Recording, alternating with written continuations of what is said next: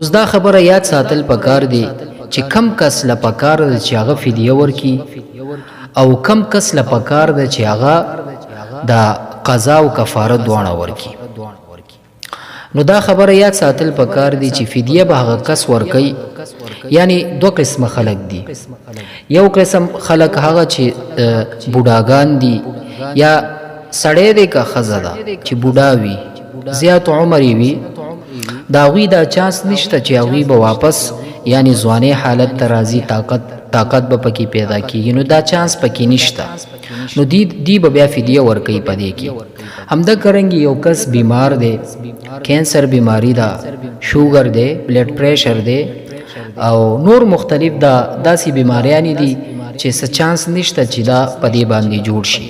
نو په دې وخت کې هم دا کس ته پکار دی چې دا فدیه ورکي، قضا پې نشته. اوس دا فدیه به څومره ورکوي؟ نو فدیه څلور داسې دغه ذکر شوي دي، یعنی شریعت مونږ ته څلور شیزونه ښودلي دي. اول نمبر چې دی کشمش دی، دویم کجور دی او دریم جو چې ورته وایي هغه دی، او څلورم نمبر غنم دی. غنم چې دی تقریبا 140 روپے راځي او جو 320 روپے راځي او کجور تقریبا 960 روپے راځي او کشمش چې دی دا 4 کیلو دی 1920 روپے راځي. نو دلته دا خبره یاد ساتل پکار دی چې دا لازمي نه ده چې یو کس مالدار وي هغه 140 روپے ورکوي، نه.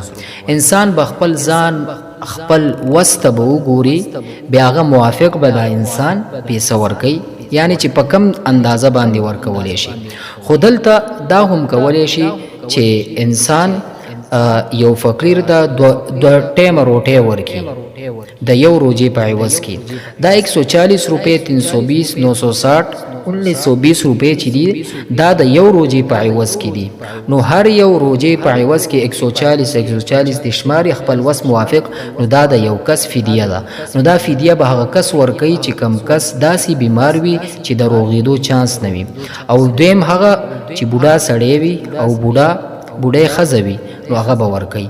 خو دلته دا خبرم باید چې مونږ یاد وساتو که دا په دې وخت کې یعنی یو کس ډېر عجیبه بیمار و، د روغېدو چانس یې نه و، فدیه یې ورکړې ده او بیا دا روغ شو، رب العالمین صحت ورکو، نو دته بیا پکار دی چې دته بیا قضا دوباره روړي، نو قضا به بیا لازمه ده.